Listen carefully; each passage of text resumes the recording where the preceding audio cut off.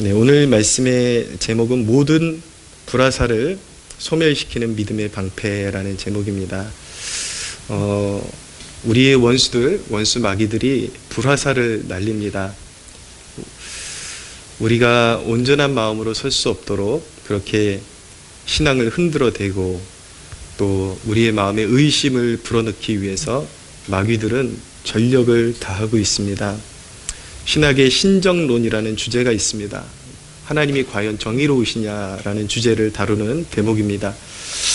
신정론의 골자는 이것입니다. 하나님이 계시다면 이런 일이 생길 수가 있는가?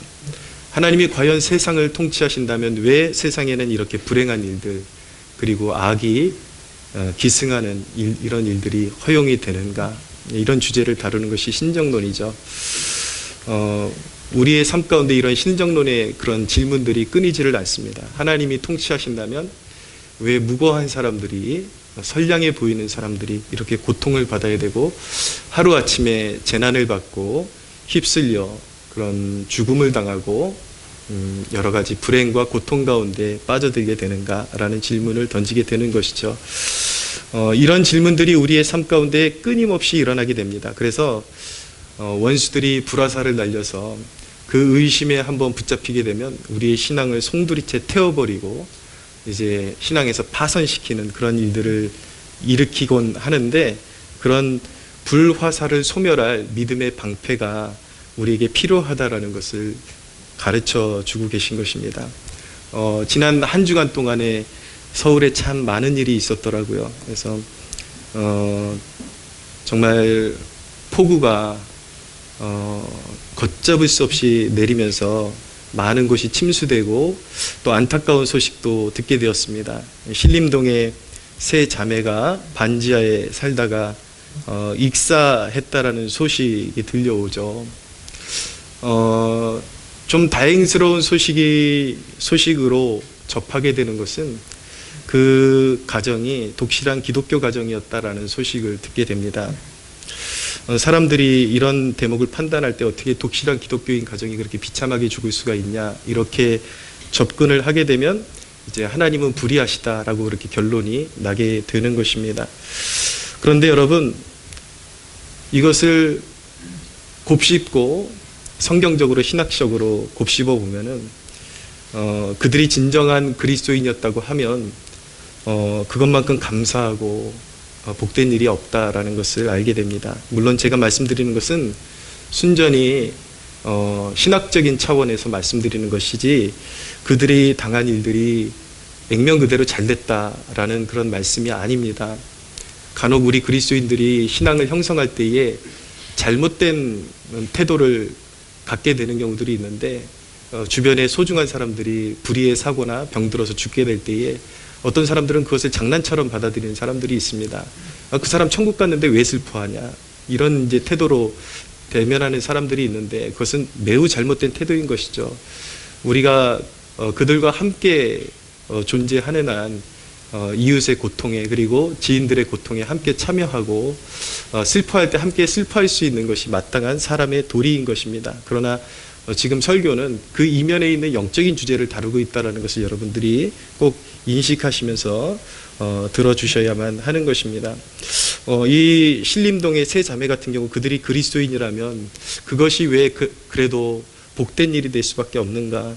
세상에는 결국에는 환란이 끊이지 않게 되어 있습니다. 세상의 이치가 그렇습니다.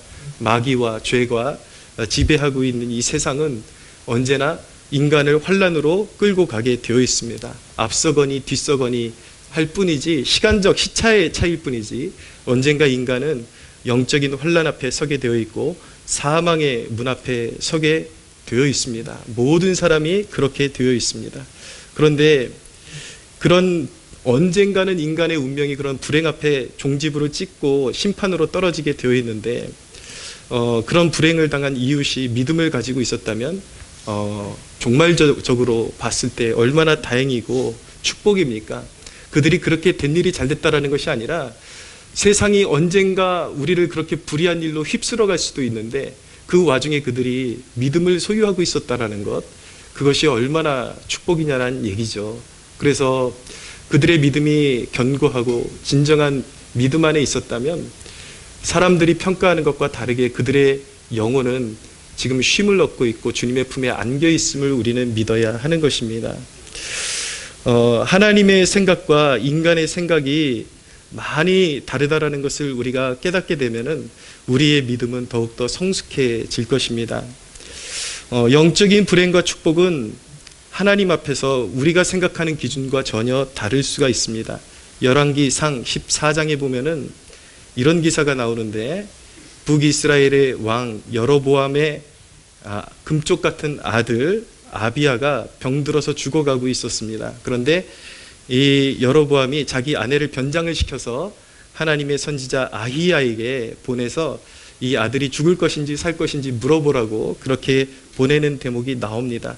그런데 하나님께서 선지자 아히야에게 이 여로보암의 아내가 변장하고 오기 전에 이미 그녀가 올 것이다라는 것을 성령의 감동으로 알게 해 주셔서 이 여인이 변장하고 왕의 아내라는 것을 모르게끔 변장하고 왔음에도 불구하고 이 아히야가 여로보암의 아내여 왜 그 당신의 정체성을 숨기고 왔는가라고 먼저 질문을 하죠. 그러면서 하나님의 말씀을 대언해서 여로보암의 가정에 심판을 선고하고 여로보암의 죄악으로 말미암아 그 가정이 멸망할 것이다라고 그렇게 이제 선언을 하는 것입니다. 그리고 사랑하는 아들 여로보암의 사랑하는 아들 아비야를 하나님께서 데려가실 것이다라고 그렇게 예언을 해 주셨습니다. 근데 아이러니한 대목은 하나님께서 여로보암의 아들 아비야를 먼저 데려가시는데 그것은 아비야가 죄가 많아서 먼저 데려가시는 것이 아니라 말씀에 무엇이라고 말씀하고 있냐면 이 병들어 죽어가는 아비야가 하나님 앞에서 선한 뜻을 품은 아들이기 때문에 그래서 하나님께서 사랑하시기 때문에 먼저 데려간다. 이 우상숭배와 죄악이 얼룩진 땅 가운데서 하나님께서 아비야를 사랑하시기 때문에 먼저 데려가는 것이다. 그래서 아비야라는 아들이 죽음을 통해서 여로보암 가정에는 그것이 슬픔이 되고 그것이 심판의 한 일부분이 되는 것이지만 오히려 역설적으로 이 아비야라는 아들 자신에게는 그것이 하나님의 축복이 되는 것이고 구원의 사건이 되는 그런 모습을 보게 되는 것입니다. 그래서 우리가 우리 이웃들이 불행을 당할 때에 우리가 섣불리 판단할 수가 없는 것입니다. 눈으로 보고 저 사람이 저렇게 단명하고 죽은 것에는 너무나도 불행이 아닌가, 그것이 진짜 불행인지 아닌지는 정말 열어봐야지 아는 것입니다. 하나님은 실수가 없으시기 때문에 반드시 하나님을 신뢰하고 믿음 안에 있는 백성들을 하나님은 결코 잃어버리지 아니하고 끝까지 구원해 내신다라는 것을 우리가 알게 되는 것입니다. 할렐루야. 네. 여러분 생각해 보십시오. 누가 불행한 존재인 것입니까? 그렇게 하나님의 사랑을 받아서 먼저 이 세상에서는 불행처럼 보이지만 짧은 인생을 살고 하나님 앞에 부름받는 사람이 불행한 것입니까? 아니면 이 땅에 살아서 하나님의 진노를 쌓는 자들이 불행한 것입니까?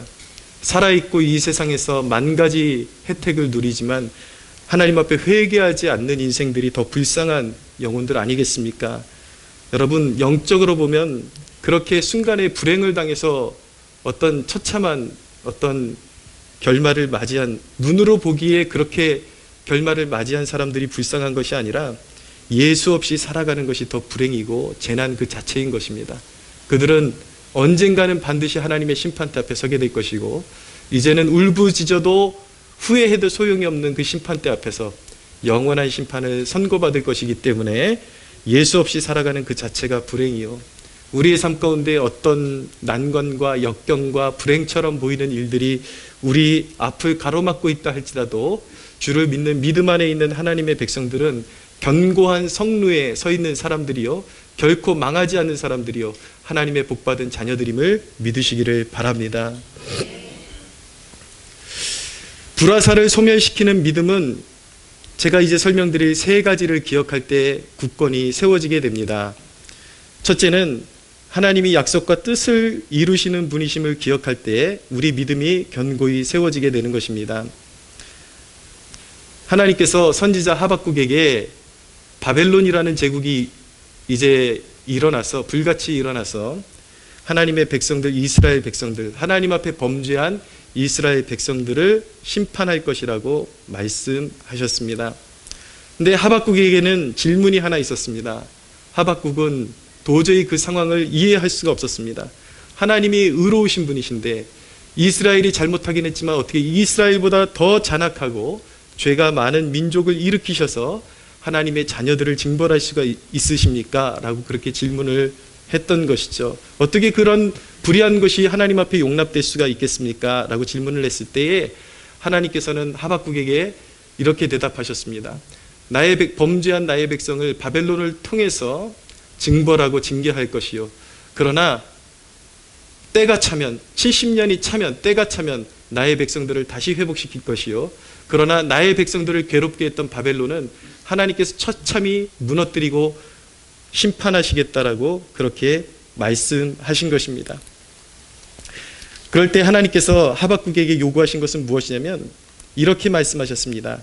하박국 2장 3절에 보면 이 묵시는 정한 때가 있나니 그 종말이 속히 이르겠고 결코 거짓되지 아니하리라. 비록 더딜지라도 기다리라. 지체되지 않고 반드시 응하리라 라고 말씀하셨습니다.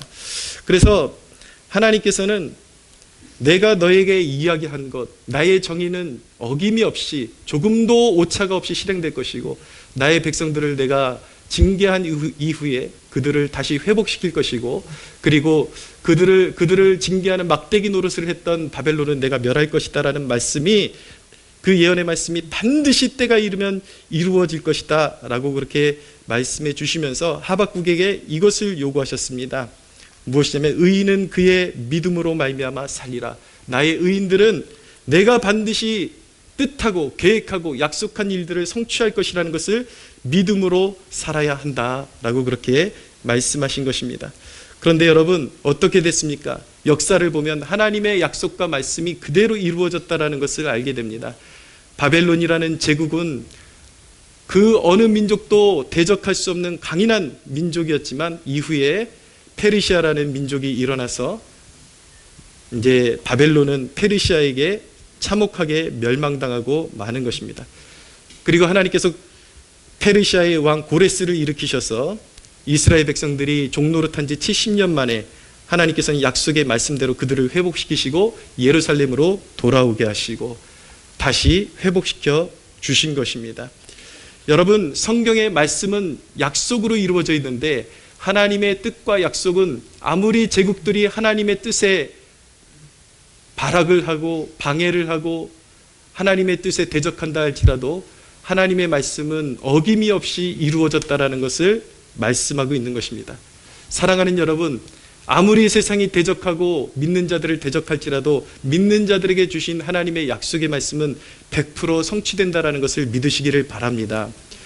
역사를 쥐고 흔드는 권세가 있는 것처럼 보입니다. 악한 권세가 역사의 주인처럼 그렇게 행세하고 그렇게 기승을 부릴 때도 있지만 역사의 끝은 항상 하나님의 승리였고 하나님의 말씀의 성취였다라는 것을 우리가 알고 있습니다. 히틀러가 세상을 삼키고 모든 것을 지배할 것 같았지만 그도 한낱 지푸라기에 불과했습니다. 모든 독재자가 모든 제국의 독재자들이 황제들이 인류의 모든 하나님께 도전했던 악한 세력들이 역사를 스스로가 거머쥘 것처럼 그렇게 거만했지만 하나님의 때가 무르익었을 때 그들은 멸망할 수밖에 없었고 결국 역사를 통해서 역사의 주인은 그런 권세자들이 아니라 하나님 자신이심을 나타내셨습니다. 그래서 우리 믿는 자들은 어떤 불의가 세상 가운데 판치고 어떤 권세자가 교회를 조롱하고 교회의 숨통을 조른다 할지라도 우리가 믿어야 하는 것은 역사의 주인은 그들이 아니라 바로 하나님이심을 우리는 굳게 믿어야만 하는 것입니다. 할렐루야. 우리가 하나님의 약속과 하나님의 입에서 나온 그 말씀이 반드시 성취될 것이라는 것을 믿을 때에 우리의 믿음이 흔들릴 때에도 우리는 믿음을 견고히 세우고 담대하게 믿음의 방패를 가지고 원수들의 불화살을 막아낼 수가 있는 것입니다. 두 번째, 불화살을 소멸시키는 믿음은 하나님의 의도와 뜻이 항상 선함을 신뢰할 때 믿음이 세워지게 되는 것입니다. 역대상 6장을 묵상하게 되면은 좀 사뭇 특이하고 그리고 놀라운 대목을 발견하게 됩니다. 고라의 자손들, 레위 자손들 가운데 특별히 고라 자손들은 모세를 대적하다가 땅이 그들을 삼키고 멸망해 버렸죠. 그런데 역대상 6장의 그 레위 지파의 족보를 읽다 보면은 고라의 후손에서 사무엘이라는 하나님의 사람이 태어나게 된다라는 것을 보게 됩니다. 무심코 읽을 때가 있었는데 저는 그 대목을 읽을 때마다 참 하나님의 섭리는 오묘하다라는 것을 발견하게 됩니다.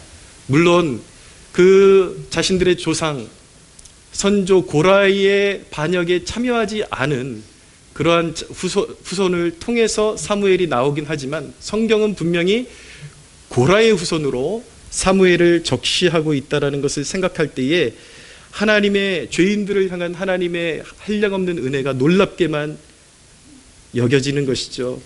왜 하필이면 반역자 집안의 줄기에서 그런 놀라운 하나님의 사람이 태어나는 그러한 축복이 임한 것인가? 그것은 인간은 약하고 정함이 없어도 그분의 약속과 선한 뜻은 변치 않음을 보여주시기 위해서 하나님께서 그렇게 역사하시는 것입니다. 인간은 반역했고 비록 고라는 하나님을 반역했지만 본래 하나님께서 레위 자손 그리고 고라 자손을 향하신 하나님께서 품으신 선하신 뜻이 있었기 때문에 비록 고라는 자기의 죄로 말미암아 멸망했지만 그들을 향해 가지고 계신 하나님의 뜻은 변치 않고 하나님의 의도는 선하다라는 것을 죄인들에게 보여주시기 위해서 오히려 그 족보를 통해서 위대한 하나님의 사람이 나올 수 있도록 그렇게 하나님께서 역사해 주신 것을 알 수가 있는 것입니다. 이것을 통해서 하나님의 뜻은 항상 선하며 하나님을 우리가 신뢰할 수 있는 이유는 우리가 하나님을 신뢰할 때 우리를 향하신 하나님의 계획이 항상 선하고 바르다라는 것을 신뢰할 수 있게 되는 것입니다. 할렐루야. 사랑하는 여러분, 그런데 우리가 이 점을 기억해야 합니다. 그렇게 하나님의 뜻이 선할진데 우리가 고라와 같이 굳이 하나님을 반역하고 하나님을 등지고 대적하며 살아갈 이유가 있겠습니까? 이 말씀이 우리에게 주시는 교훈은 무엇이겠습니까? 하나님이 우리를 향해서 가지고 계신 계획이 선하고 바를진데 왜 우리가 굳이 하나님께 등지고 그렇게 하나님을 슬프시게 하는 인생을 살아야만 하냐라는 것이죠. 사랑하는 여러분, 조금 역경이 와도 조금 삶 가운데 불평이 와도 조금 참고 인내하고 하나님의 말씀에 순종하는 것이 훨씬 낫지 않겠습니까? 할렐루야. 하나님께서 여러분들을 향해서 좋은 계획을 가지고 계시다라는 것을 항상 신뢰하고 하나님은 우리의 불행을 우리의 기쁨으로 바꿔주실 수가 있고 제 대신 화관을 주시고 우리의 슬픔을 씻어주사 우리의 마음 가운데 기쁨을 주실 수 있는 분이라는 것, 그런 놀라운 계획을, 완전한 계획을 가지고 우리를 부르셨다라는 것을 항상 신뢰할 때에 우리는 역경 가운데도 우리의 믿음을 흔들어대는 불화살이 우리의 삶 가운데 쏟아 부어져 오는 가운데서도 우리는 믿음을 굳건히 세울 수 있음을 믿으시기를 바랍니다. 세 번째로 불화살을 소멸시키는 믿음은 하나님의 통치의 완전함을 우리가 바라볼 때에 우리의 믿음이 견고하게 세워지게 되는 것입니다. 하나님은 누구십니까? 그 아들을 이 땅 가운데 보내사 십자가와 부활을 통하여 죽음과 마귀의 권세를 이기신 분이십니다.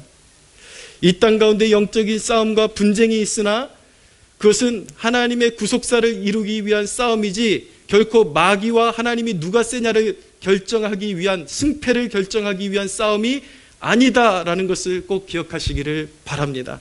영적인 싸움이 있으나 하나님께서 마귀와 네가 이기냐 내가 이기냐 한번 해보자라고 그런 싸움의 성격이 아닌 것입니다.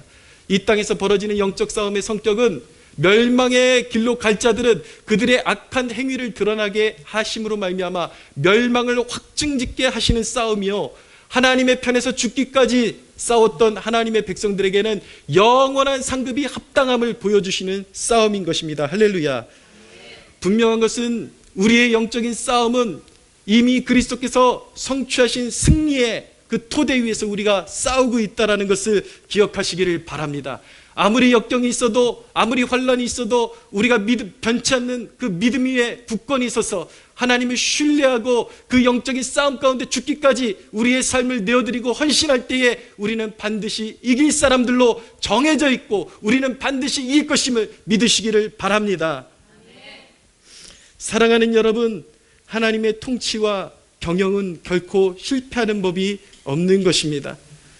여러분, 세상의 역사 가운데도 하나님이 실패하셨나라고 생각될 때가 너무나도 많았지 않습니까? 일례로 1966년에서 1976년 사이에 중국에는 문화혁명이라는 기간을 지냈습니다.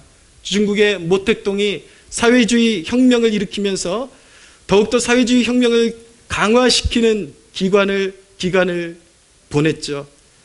그때 기독교에 대한 핍박이 얼마나 심했는지 외부에서 중국의 모습을 바라보는 사람들이 진단을 할 때에 이제 그 기간 동안에 중국의 기독교는 씨가 말랐을 것이라고 추측을 했습니다. 악이 기승하고 너무나도 장악하고 잔악하고 기독교인들을 포함해서 이 문화혁명 기간 동안에 죽임을 당한 사람들이 저는 이 수치가 맞나 싶을 정도로 믿어지지 않을 정도로 많은데 무려 2천만 명이 죽임을 당하는 그러한 비참한 시절이 바로 문화혁명 기간이었습니다. 그런데 그 가운데 기독교인들을 향한 핍박도 너무나도 강했었고 정말 외부에서 보기에는 이제 기독교인들이 씨가 말랐구나, 중국에서는 기독교인들을 찾아볼 수 없을 것이라고 그렇게 진단을 했지만 이 문화혁명 기간이 지나고 중국에 남아있는 그리스도인들을 조사했을 때에 너무나도 놀라운 사실을 발견하게 되었습니다. 사람들의 추측과는 달리 오히려 문화혁명을 지나면서 수배로 성장해 있는 기독교인들을 발견하게 된 것입니다. 할렐루야. 악이 아무리 찍어 누르고 기승해도 하나님의 성령은 일하시고 사람이 보이지 않는 곳에도 하나님은 역사하시고 모든 불의한 것들을 꺾으시며 하나님의 뜻을 이루어내시고 하나님의 구속 역사를 이루어내시는 것입니다.